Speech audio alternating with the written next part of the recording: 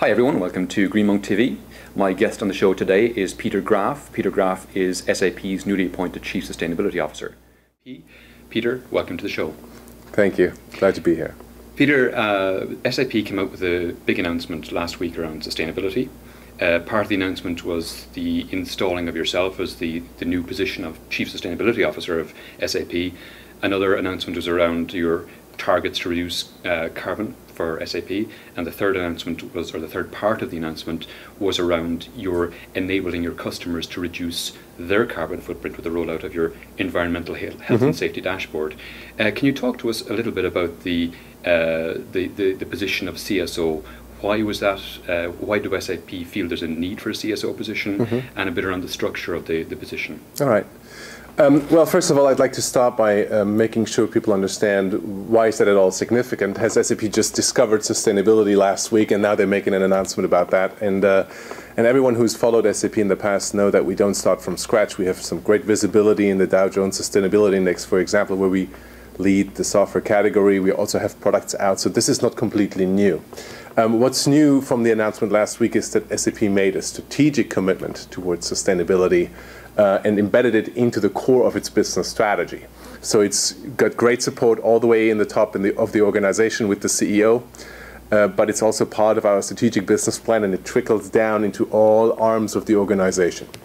Sure, and Leo, the CEO, talked about sustainability at the CeBIT conference last week as well, didn't he? That's correct, yes. And we think that, in a nutshell, IT has a lot to learn, but also we see a fantastic potential for IT to tackle some of the big issues that we're facing, and that goes beyond what commonly is referred to as green IT, which is when IT people do the right thing, which is clean their own house first and try to reduce the energy, to improve the energy efficiency of the data center.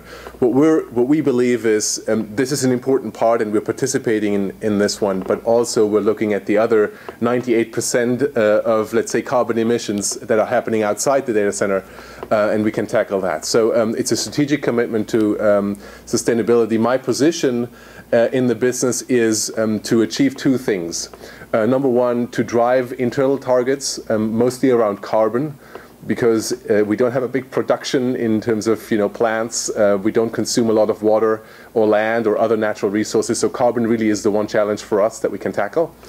On the other hand, we want to drive new products to market that really help businesses around the world address the issue. And I'd like to put the two a little bit into contrast. If you look at carbon, our footprint is about 500,000 tons of carbon a year. The combined footprint of all of our customers is 10,000 times bigger than that. It's 5 gigatons. And that is, we understand, yes, at SAP we have to do the right thing ourselves and we need to walk the talk, but there's a tremendous opportunity for us to help large and smaller organizations around the world as we automate their business processes. And that's the duality of my job. And that's why I'm really excited about that. Okay, and your position as CSO, do you have budget, do you have people answering to you? Is your job a job with teeth, or is it, a marketing exercise? I hope to believe it has teeth. The reason why is the way how we're setting it up. We had a couple of choices, and we decided to set it up as a matrix. That means the developers that are working on sustainability solutions stay in development, the marketeers stay in marketing, the salespeople stay in sales, and so forth. However, the leaders of all these groups have a dual reporting line into the function of the business as well as into me as the sustainability officer. We're driving the behavior through KPIs, through internal awareness campaigns, and a lot of other things that are interesting to dive in. I do not think it's a job without teeth, also because the awareness internally at SAP around these issues is huge. It's an issue that touches not only the minds of people, but also the hearts. It's been very easy to recruit people into the effort, and that's also something that makes me very confident we're going to achieve our targets, both the ones internal as well as the ones where we're trying to help customers with new products. Super. And Peter, how many people do you have reporting to you, and what kind of budget do you have for your new position? So the way how this is set up is as a matrix. So we have people reporting into both their lines of business and also to me. So we're executing all these initiatives across the whole business.